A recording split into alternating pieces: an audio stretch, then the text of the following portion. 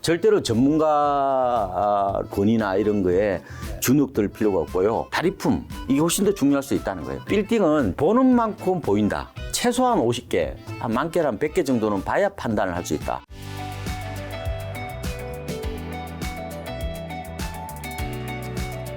박사님, 요즘 부동산 정보가 사실 예전과 다르게 굉장히 많이 나오고 네. 실시간으로 우리가 모바일로 뭐 볼 수 있잖아요. 근데 그런 시대가 주는 장점도 있겠지만 네. 단점으로는 네. 이 정보 홍수 시대다 보니까 이제 잘못된 정보나 거짓 정보도 있을 것 같은데 여기에 좀 우리가 흔들리지 않는 방법이 좀 있을까요? 지금은 이런 얘기도 합니다. 정보의 시대가 아니라 검증의 시대다. 체크를 잘해야 된다 이런 말씀을 드리는데 아마 이 방송이 약간 그 재무지식 쪽에 더 초점을 두고 있는 방송이잖아요. 그러니까 아마 관심이 많으실 텐데 그렇죠, 그렇죠. 저는 가장 존경하는 분이 유럽의 전설적인 투자자라고 할 수 있는 앙드레 코스톨라니, 그분은 굉장히 저는 대단하신 분인데 저도 그분 책을 거의 다 봤어요. 네. 근데 최근에 본 책 중에서 우연히 그런 얘기가 있더라고요. 절반의 진실은 결국 거짓이다라는 말이에요. 이게 재밌는 거예요. 그러면 절반이 진실이라는 것은 절반이 거짓이라는 얘기잖아요. 네. 근데 결국 이게 통틀어서 보면 결국은 이게 거짓이 되는 거예요. 네. 그래서 절반의 진실을 얘기하는 사람은 저는 굉장히 주의를 해야 된다고 봐요.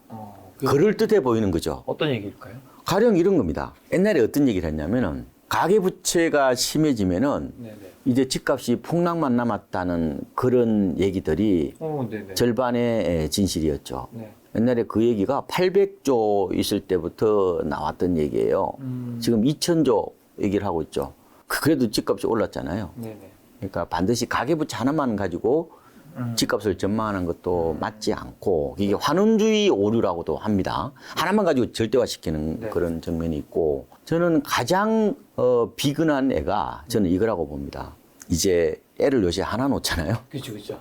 그러면 어떻게 돼요? 양부모가 세상을 떠나면은 각자 집을 하나씩 물려받잖아요. 아, 그렇죠, 그렇죠. 그럼 집이 몇 채예요? 두 채요. 두 채잖아요. 그럼 집을 왜 사냐고 그랬잖아요. 그게 2010년도에 가장 어떻게 보면은 유행하는 어떻게 보면 뭐 집안 사기의 어떤 그런 하나의 경향이었는데 어떻게 됐어요? MZ 세대들이 영끌 비투 패닉 바잉 할 정도로 집을 많이 샀잖아요. 그래서 이런 겁니다. 그러니까 어떻게 보면 굉장히 그럴듯해 보여요. 근데 우리 아들이 저한테 그런 얘기를 하더라고요. 아빠, 요새 부모님 오래 사셔. 그러면 아빠하고 나하고 30살 차인데 그러면 아빠가 90까지 사실 건데 그때 그러면 60대에서 집 두 채 물려받아서 무슨 의미가 있냐고. 내 인생도 살 만큼 살았는데 그럼 그때까지 어떻게 살아라는 얘기야. 뭐 이거 비슷한 거죠.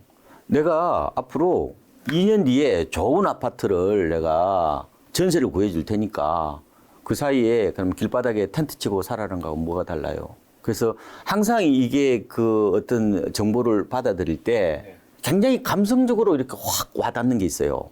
감성에 호소하는 것일수록 굉장히 절반의 진실일 가능성이 저는 높다고 보고 있는 거예요. 맞잖아요. 그래서 이 앙드레 토스콜라니 이분이 딱 그 한 말씀이 바로 이게 굉장히 이게 어떻게 보면 막 이렇게 감성을 자극하고 그럴듯해 그럴 수 있거든요. 그런 경우에는 일단 좀 의심을 해봐야 된다. 왜냐하면 100% 거짓은 누구나 다 알아요. 가령 이런 거죠. 아, 그렇죠, 그렇죠. 그렇잖아요. 가령 뭐 1000% 거짓은 내일 지구가 멸망할 거다. 그거는 이제 1000%가 아니라 그거는 뭐 수억 %의 거짓이잖아요. 가령 뭐 내년에 가령 일본이 우리나라를 쳐들어올 거다. 그것도 어떻게 보면 뭐 거짓이잖아요. 네. 근데 그런 거는 판단이 쉬운데 어떻게 보면은 우리가 살아가면서 약간 굉장히 좀 긴 것 같기도 하고 아닌 것 같기도 할 때에 이 부분에 좀 많이 헷갈린단 말이에요.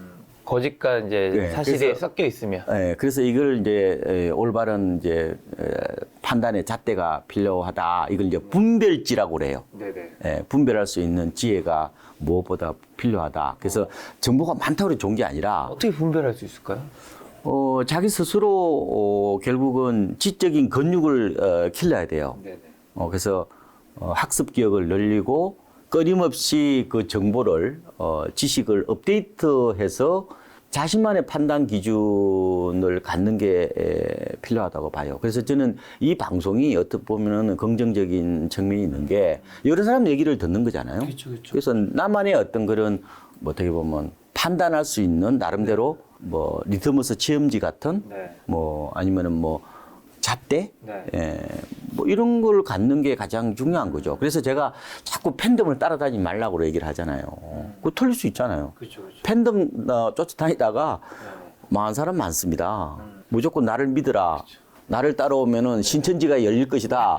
요새 그 누가 믿습니까, 요새? 근데 의외로 있잖아요. 그걸 안 믿을 것 같죠. 믿는 사람도 또 있어요. 그래서 그런 부분에 대해서 조금은 저는 일단은 무조건 절대적인 뭐 이런 가치를 제시하거나 혹은 뭐 이렇게 이거 하면은 뭐 큰 복을 받을 것이라 뭐 이런 얘기나 이런 얘기하는 분들은 저는 잘 안 믿어요. 왜냐하면은 옛날에 보면은 행복을 이렇게 퍼뜨리는 이렇게 분들이 있었거든요. 행복 바이러스 그래가지고 있었죠. 그런 분들도 막판에는 좀 안 좋게 이렇게 네네, 끝나신 기억납니다. 분도 계세요. 네네. 그래서 아마 같이 말씀하신 게 예. 행복을 얘기하셨던 분이 이제 마지막에 이제 극단적인 선택을 예, 그렇게 하신 분도 돌아가셨었죠. 있어가지고, 뭐 저는 반드시 그 어떤 가치를 내세우고 얘기하시는 분들 가운데 말만 그렇게 하시는 분들이 많아요. 그러니까 실제로 자기 생각과 그 행동을 일치하기가 굉장히 어렵습니다. 그렇죠. 저도 뭐 들었던 말 중에 하나가 예를 들면 이혼, 이제 부부 행복, 결혼 이런 걸 다루는 이제 변호사분들이 본인이 그렇죠. 본인 문은 힘든 경우도 있고. 부동산 전문가들이 다 강남 살 것 같아요? 제발 그 착각에서 벗어나야 되고, 어쨌든 중요한 거는 우리가 남의 떡은 다 커 보이고요. 전문가 그러면 대단한 뭐 이렇게 지식을 많이 갖고 있을 거로 생각하는데, 뜯어보면요. 그렇게 많지는 않고요. 정보가 굉장히 제한적입니다. 그러니까 진짜 의사결정을 할 때 올바른 어떤 그런 판단을 하는 이른바 정보는 일반인하고 큰 차이가 없어요. 그래서 제가 이런 말씀 드렸잖아요. 지금 전문가의 전당이 무너졌다. 지식이 공짜인 시대다. 그러잖아요. 나도 너만큼 안다. 이런 시대잖아요. 그러니까 절대로 전문가 어떤 그런 권위나 이런 거에 주눅들 필요가 없고요. 뭐 유명한 뭐 해외 뭐 박사 또 우리나라에 뭐 이런 거 있잖아요. 뭐 스카이대, 뭐 스카이 뭐 이런 거 있잖아요. 뭐 박사 이런 데 너무 현혹될 필요 없어요. 저는 박사지만 제가 뭐 이번에 박사라는 걸 저는 재확인하게 되었지만 네, 그러면 방금 말씀해 주신 가계부채가 늘어나면 부동산 시장이 폭락한다. 이런 것들이 이제 그럴 때도 있었지만 아닐 때도 굉장히 많기 때문에 이걸 조심해야 한다는 건데. 근데 가계부채는 위기 때 그게 이제 큰 그렇죠. 재앙으로 다가온다고 봐야 되죠. 그러면 이제 자주 일으키는 가행 일반화의 오류는 예. 좀 어떤 게 또 있을까요? 이제 뉴스를 통해서 많이 이제 알게 되는 거죠. 그러니까 특정 어떤 그런 사안들이 마치 전체인 것처럼. 그러니까 이게 이제 과잉 일반화의 오류죠. 일반화를 너무 심하게 한다고 보면 되죠. 그러니까 지금 어떤 특정 지역을 가보면요. 뭐 집값이 많이 빠졌잖아요. 언론을 통해서 그게 확대 포장되는 경우도 많은데 전체 집값이 그 정도로 빠진 건 또 아니거든요. 그렇죠. 그래서 너무 하나의 어떤 그런 극단적인 사례를 가지고 마치 전체의 부동산인 것처럼 약간 착시 현상 이런 걸 경계를 해야 되고요. 지금 아파트 값은 제법 빠졌죠. 수도권도 제법 빠졌는데 빌딩 값은 안 빠졌어요. 땅값도 별로 안 빠지고. 빌딩 값이랑 땅 값이 왜 안 빠질까요? 빠질 걸 보시는 거죠? 생각보다 잘 안 빠져요. 아, 왜 안 빠지나요, 빌딩 값? 일단은 빌딩은 아파트처럼 그렇게 규격화가 안 돼 있어서 좀 어떤 외부 충격에 조금은 둔감합니다. 예를 들면 아파트는 이제 여기가 매덕 빠지면 방이 옆에 또 옆 동네도 영향을 아파트는 받고 개인이 참여하는 시장이고요. 빌딩은 기본적으로 기업들이 참여하는 시장인데 물론 기업들이 부도가 많아지면 빌딩 급매물이 나오죠. 근데 지금 기업들이 부채가 많나요? 한계기업이 옛날만큼 많지 않잖아요. 지금 가계부채가 문제지. 가계의 문제 아니에요, 지금은? 그러니까 당연히 빌딩 매물이 안 나오고 지금 생각보다 빌딩 매물이 싼 게 안 나와요. 아파트하고 달라요. 두 번째로는 월세를 받고 있잖아요. 월세를 받고 있기 때문에 그렇게 급하게 팔 필요는 없다 이렇게 보는데 물론 이제 제 생각에는 금리가 조금 더 올라가면은 대출을 많이 내는 아마 일부 빌딩들은 매물이 나올 겁니다. 싸게. 근데 그게 중심부가 안 나오고 외곽부터 나오는 그런 모양새가 나타나고요. 토지도 그렇게 싸게 안 나오죠. 왜 그러느냐? 토지 살 때 기본적으로 대출을 많이 안 내잖아요. 토지 주인들이 그렇게까지 시골에 한번 가봐야 그 대출이 있나? 없어요.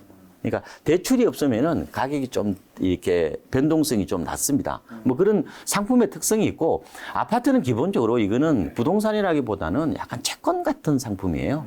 그러니까 규격화되고 표준화돼 있으니까 이 금융 상품화되는 특징이 있단 말이에요.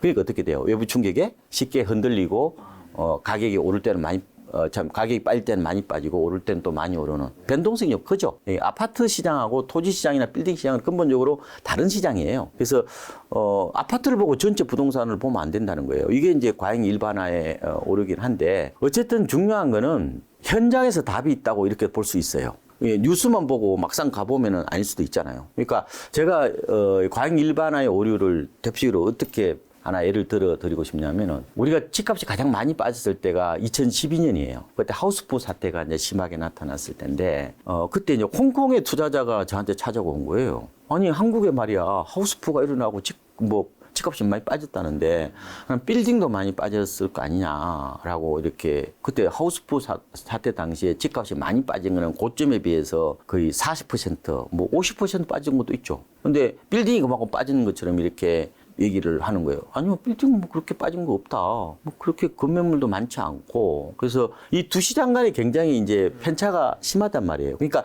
우리가 대부분의 뉴스는 제가 봤을 때 뉴스의 한 80%, 90%가 다 아파트 얘기예요. 대부분 그 얘기입니다. 그러니까 아파트가 모든 부동산인 것처럼 착각할 수가 있단 말이에요. 그러니까 부동산의 수요자가 아파트만 있나요? 아니잖아요. 땅도 있을 수도 있고, 그렇잖아요. 빌딩도 있을 수도 있고, 상가도 있을 수도 있잖아요. 하나만 가지고 너무 이렇게 재단해 버리면은 내가 시장을 잘못 볼 수 있다. 현장에 가보면 나오잖아요. 그래서 지금처럼 이렇게 극단의 뉴스가 많이 나오는 세상에서는 조금 저는 국지적인 어떤 판단, 그런 게 다리품, 이게 훨씬 더 중요할 수 있다는 거예요. 반드시 뉴스만 보지 말고 현장을 가서 확인하는 것도 굉장히 중요한 덕목이다. 뭐 이런 얘기입니다. 예. 꼬마빌딩 얘기 주셔서 네. 지금 이제 금리가 좀 더 올라가고 하면 부담스러우면 이게 매물로 나올 수도 있는 거잖아요. 네, 나올 수 있을 것 같아요. 그러면 그때 이제 꼬마빌딩 사고 싶은 분들이 이제 요즘엔 매도 물량이 별로 없으니까 그때 기다려서 사도 되는 건지, 아니면 그게 또 좀 더 이어져서 꼬마빌딩 하락으로 좀 더 이어질 수 있으니까 좀 더 기다렸다가 사야 되는 건지, 혹시 꼬마 빌딩이 절묘한 꼬마 매수 시점? 빌딩을 사는 경우에는 생각보다 아파트처럼 타이밍을 재기가 어려워요. 아파트는 타이밍을 잴 수 있죠. 왜냐하면 규격화되고 표준화되면은 마치 주식이나 채권 사는 거하고 같은 거란 말이에요. 아파트도 일부분 표준화되어 있고 규격화되어 있기 때문에 이거 유사 금융 상품이라고 합니다. 아파트를. 당연히 가능하죠. 거래가 그만큼 있기 때문에 가능한데, 빌딩은 굉장히 국지적 시장이고, 그리고 가격을 판단하기가 굉장히 어려워요. 이게 시세인지 아닌지 알 수가 없어요. 물론 인근 비교 사례법이라고 그래가지고 있어요. 있긴 하지만 판단이 어려워요. 근데 어쨌든 간에 생각보다 빌딩은 아파트처럼 그렇게 급매물이 확 쏟아지고 그런 경우는 드물어요. 근데 제가 뭐 싼 거 안 나온다는 얘기는 아니잖아요. 다만 과거의 어떤 예를 봤을 때는 외곽부터 좀 이렇게 먼저 급매물이 나오는 경우가 있어요. 그래서 아까 제가 다리품 말씀을 드렸는데, 빌딩이야말로 진짜 다리품을 많이 파셔야 돼. 진짜 좋은 물건을 살려고 그러면은 물건을 제 생각에는 100개 이상 보신다는 생각으로 접근을 하셔야 돼요. 아파트는 금방 보이잖아요. 아파트는 요즘 뭐 앱 잘 돼 있잖아요. 근데 빌딩은요, 이게 앱도 없어요. 결국은 중개 법인을 찾아가서 그 매물을 찾아야 되기 때문에 그렇게 어떤 정보의 어떤 그런 접근이나 그다음에 가격의 어떤 그런 판단 기준이나 가치 이런 측정이랄까요? 이게 어려워요, 빌딩은 생각보다. 그래서 중요한 거는 이게 처음 들른 간다고 사는 게 아니에요. 우리가 강남 아파트 그러면 뭐 엄마 아파트나 주공 5단지, 잠실 주공 5단지나 아니면은 뭐예요? 뭐 반포에 그러니까 뭐 한신 아파트 이렇게 살 수 있잖아요. 그럼 금방 비교가 되고 워낙 거래량이 많기 때문에 쉬운데, 빌딩은 제가 보니까 판단이 안 서기 때문에 중요한 거는, 만약에 내가 뭐 빌딩 사시려고 그래 지금? 아니요. 그건 아니죠. 많은 분들이 관심이 있으시니까. 근데 제가 이제 빌딩은 제가 체크 포인트 그럼 정리를 해서 드릴게요. 첫 번째, 보는 만큼 보인다. 그래서 많이 봐라. 최소한 50개, 한 많게는 한 100개 정도는 봐야 판단을 할 수 있다. 이게요, 이게 비싼지 아닌지는 몰라요. 왜냐면 이게 누가 얘기를 해주잖아요. 그러면은 이게 맞는지 틀린지 감이 없어요. 그러니까 물건을 많이 보시니까 확실히 감이 서더라. 그래서 중요한 거는 아파트와 다르다. 그래서 많이 봐라 이런 말씀을 드리고, 두 번째로는 분명히 건매물이 나올 거다. 이게 금리 앞에 장사 없다 이런 말씀을 드리는데, 그래서 조금은 기다릴 필요가 있다. 제 생각에는 올해도 뭐 매물이 그렇게 많이는 안 나올 겁니다. 적어도 내년 정도 가도 조금 나올똥말똥하다 이런 말씀을 드리고, 그다음에 이제 세 번째인데 무슨 목적으로 사느냐는 거죠. 수익률을 보면은 수익이 안 나와요. 그렇죠. 수익률 대부분 보면은 시세 차익이잖아요. 그렇죠. 수익률은 사실상 거의 이자 이제 갚는 정도. 네, 오히려 역마진이 생길 정도로. 지금 강남 빌딩 보면요, 3%안 나옵니다. 지금 저축은행 금리가 1년짜리가 4%가 넘었어요. 그러면 그 수익률 계산하면 빌딩을 못 사요. 결국은 그러면은 이거를 이제 말씀하신 것처럼 시세 차익 혹은 이걸 보고 자산 구축이라고 그래요. 내가 돈이 좀 많은데 이걸 갖다가 이제 땅에다가 묻어 놓는 거죠. 그런 차원에서 사는 경우도 있거든요. 뭐 그렇다면은 결국은 임대소득에서 내가 커버가 안 된다는 얘기잖아요. 그러면은 무슨 얘기예요? 싸게 사야 나중에 오를 때 내가 그 열매를 따먹을 수 있다는 얘기잖아요. 그렇죠. 그럼 싸게 사셔야 되잖아. 그래서 그럼 어떻게 되는 거예요? 물건을 많이 보라. 싸게 사라. 이런 말씀을 드리는 거죠. 아파트와는 달리 이게 유통되는 구조가 달라요. 그래서 굉장히 국지성이 강하고 그리고 쏠림도 강하고 그래서 제가 드리고 싶은 거는 그냥 산다는 생각을 하시고 처음부터 어떤 물건을 아마 이 제시를 하면은 이게 무슨 말인지 몰라요. 그래서 제가 꼭 드리고 싶은 거는 많이 봐라. 예, 그래서 다다익선? 그거는 다른 얘기죠. 그건 많을수록 좋다는 건데, 많이 볼수록 익선이다. 그죠? 뭐, 경견익선? 경견익선이다. 그러니까, 그렇게 해야 될 겁니다. 생각보다, 저도 빌딩에 대해서, 이 고객분들 자문을 한 지가 거의 10년 가까이 되지만, 쉽지 않아요. 의사결정이. 그래서 가장 중요한 거는 중지를 모아보는 거예요. 혼자 결정하면 안 돼요. 그래서 가족들 있잖아요. 반드시 건물을 살 때 아파트야 뭐 쉽잖아요. 그러니까 하자도 별로 없고, 근데 건물은 하자가 더 많을 수 있어요.